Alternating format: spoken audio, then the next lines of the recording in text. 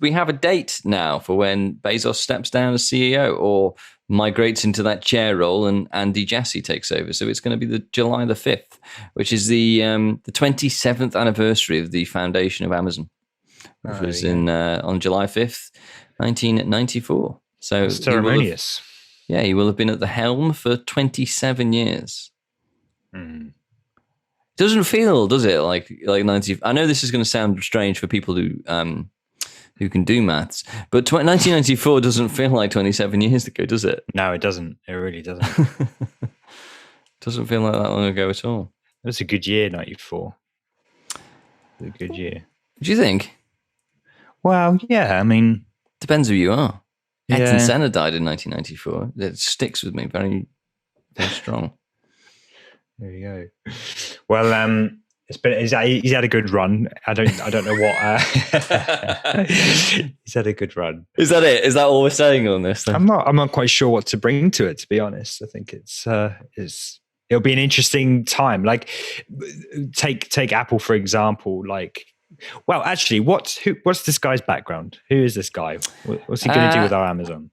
Andy Jassy. So I think we did speak to him. I'd love to speak to him. That would be amazing. We spoke about him in a previous episode where we talked about I believe he's an SVP for Amazon. One of his second in command, Jeff's second in command. So that would be a senior vice president. I'm not sure which area it is that he has control over, though. Because the reason why I asked though is like Tim Cook, like for Apple, for instance, I think he was like supply chain. He came from supply chain. Yes, he worked his way up to those senior roles, and then eventually, obviously, CEO. But the way that Apple is right now, they're trying to, everything's trying to be simplified in terms of the same chips and all of the devices, reusing the same body structures and iPhone things and all that kind of stuff. I wonder where his background is, which we could. That's it. I remember now. Web services, AWS. So he's probably going to go all digital then. He's going to probably go heavy on the digital stuff. Yeah. Which will be really interesting to see, actually. Really interesting, because the web services is that's a jewel in the crown, I think, for Amazon. They run the internet. I mean, I know a lot of our listeners will already know that. But I think it just goes to show the sheer power of Amazon and AWS is the fact that, like, we talk about Netflix just a moment ago. Netflix runs on AWS. We talked in the past. Exactly. I think when we just started this show, we were talking about some of the stuff that had gone on in the US and Parler as the right-wing alternative social network. That was removed from the App Store by Apple. It was removed from the Play Store by Google. And then Amazon went, do you know what? We'll just turn off your servers. That is some sheer power there, because you can just block access to everything. You have a huge amount of control. And I think it's probably, I don't remember the last results, but, you talk about the options that you have on the internet for hosting. You've got Amazon AWS, you've got Azure, you've got Google Cloud Platform. There's Oracle stuff as well, which we obviously spoke about with actually in a future episode we'll speak about Oracle a little bit. There's a few others in there, but like Amazon still has like something in the region of like 50% of the market share. Like, it's a massive thing. I mean, they invented cloud computing.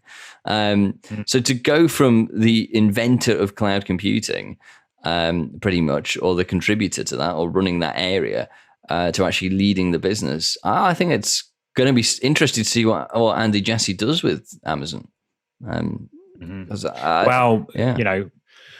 would expect that they're going to probably double down on their monopoly that they have on the world, essentially. Then probably try and leverage that. Yeah, I mean.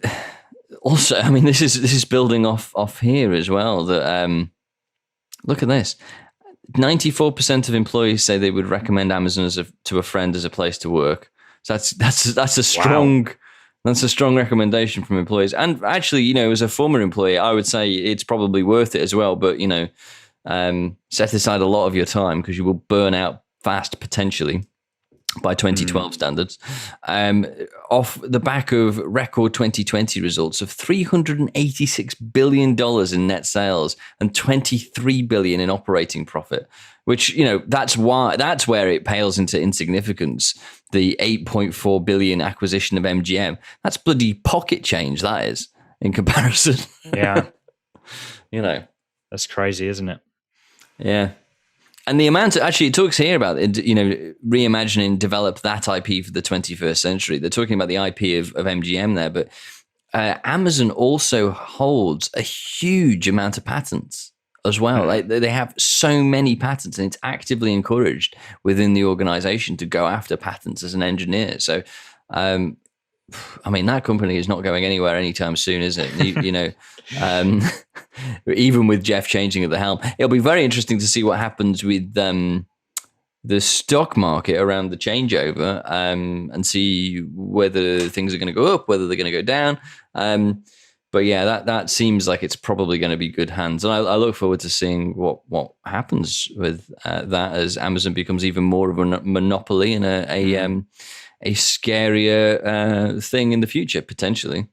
Because as these companies get bigger and bigger, it is scarier and scarier. Mm-hmm. What was the date again? The 5th of July. There you go. So where we are now, that's about 6 weeks away, I think.